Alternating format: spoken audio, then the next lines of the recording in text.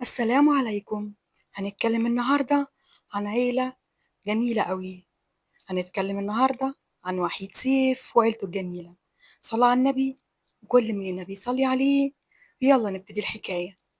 الفنان وحيد سيف ما اسموش أصلا وحيد، ده اسم الشهرة، إنما اسمه مصطفى سيد أحمد سيف الدين، من مواليد 1939. اتولد في محرم بيك بالإسكندرية. وحيد سيف اتجوز مرتين، مرة من الفنانة القديرة ألفت سكر، ومرة من سيدة خارج الوسط الفني اسمها خلود. عنده 3 ولاد، هما أشرف وإيناس وإيمان. الفنان وحيد سيف بيعشق التمثيل من صغره، وهو لسه شاب صغير التحق بإحدى فرق التمثيل في الإسكندرية. وبعد كده دخل الجامعة، دخل كلية الآداب قسم تاريخ، وبرضه في الجامعة دخل فرقة التمثيل الخاصة بالجامعة، وبدأ حياته الفنية بعدة أدوار مهمة في المسرح زي شكسبير وحسن ومرقص والكهين، وكمان انضم لفرقة الريحاني وعمل مسرحية إنهم يدخلون الجنة. انطلق الفنان وحيد سيف في مسيرته المهنية، وأشهر أدواره كانت في المسرح.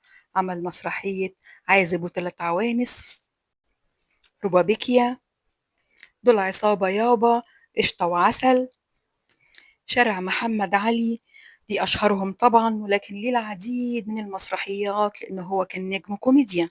كمان ليه العديد من الأدوار في السينما وفي التلفزيون. من أشهر أعماله في الأفلام الزمهلوية، اتنين على الرصيف، الفرقة 16 إجرام، عبده مواسم.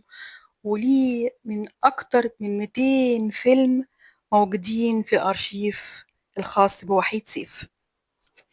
الفنان وحيد سيف اتجوز 4 مرات، وده عن لسانه.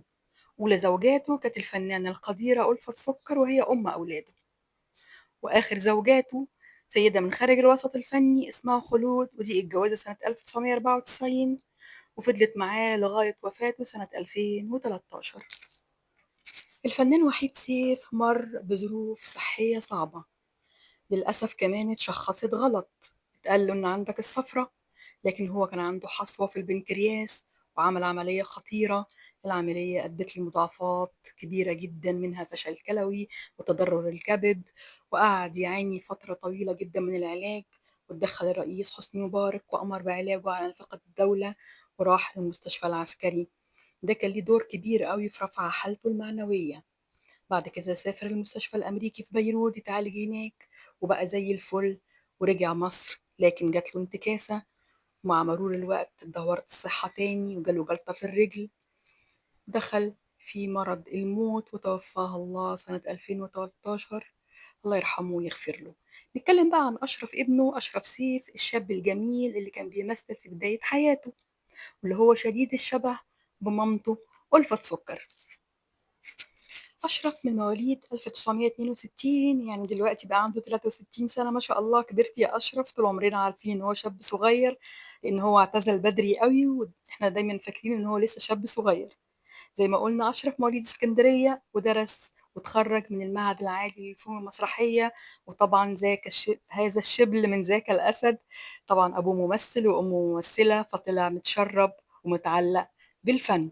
وليه أعمال كتير أوي مهمة أشرف على فكرة، من ضمنها مسلسل أهلا بالسكان، ورفقا أيها الأبناء، باقي من الزمن ساعة، وكلام الرجالة، وغيرها كتير قوي من الأعمال الفنية. أشرف اتجوز من الممثلة الشابة الجميلة لمياء الجداوي، كانت بنت زي القمر، كان عندها قبول، وهو كمان على فكرة كان عنده قبول جامد قوي. لكن هما الاتنين قرروا الاعتزال والبعد عن التمثيل، لأن هما كانوا بيشوفوا إن الفن رسالة، ولازم يقدموا أعمال هادفة بعيدة عن الابتذال. وفي الفترة دي كانت كل الأعمال أعمال مقاولات، وما بتقدمش أي رسالة. وبيقول ما تعرضش عليا حاجة ذات رسالة، فقرر يبتعد عن التمثيل واشتغل بالتجارة. وبيقول الحمد لله ربنا وفقني فيها. نتكلم بقى عن الجميلة ألفة سكر الممثلة القديرة اللي من مواليد سنة 1942. عندها السنة دي 83 سنة، ربنا يديها الصحة والعافية. على فكرة ألفة سكر نص سوري ونص مصري، وهي مواليد دمشق، وناس كتير قوي ما تعرفش الموضوع ده.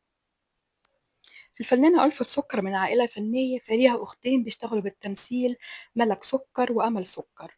واشتغلت هي بالتمثيل في مصر لما اتجوزت الفنان وحيد سيف، وأنجبت منه ابنها الوحيد أشرف سيف. يعني إيناس وإيمان ولاد أشرف ولاد وحيد سيف من زوجات أخرى. الفنانة ألفة سكر مسيرتها الفنية أكتر من 40 سنة. الأرشيف بتاعها فيه 261 عمل فني بين مسرح وتلفزيون وأفلام.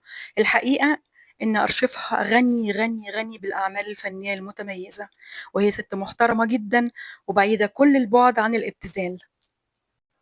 دي كانت نبذة بسيطة عن عائلة فنية جميلة ومحترمة. حبيت أهمس شوية وأقول لكم قصة حياتهم. وأنا أختكم همسة، ودي قناتي، من فضلكم ادعموني، وشكرا ليكم.